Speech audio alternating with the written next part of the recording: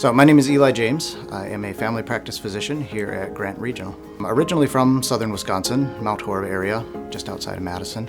So transitioning off of active duty military service, actually spent some time with the National Guard while I was in college. Did my undergraduate at the University of Minnesota in Twin Cities, and then transitioned to medical school down at Madison, University of Wisconsin, and then residency in the Janesville program.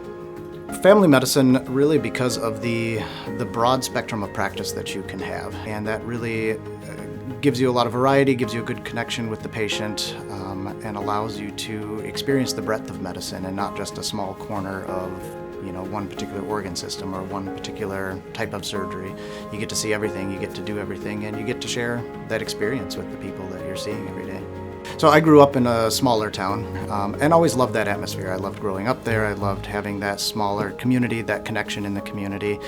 And I knew I always wanted to come back to something like that.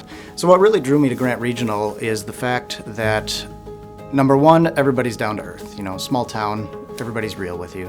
What I really liked also was the collegiate atmosphere. Everybody seemed really oriented towards better patient outcomes. I think it's very important to be direct with people, to tell them exactly what you are thinking, why you're thinking it.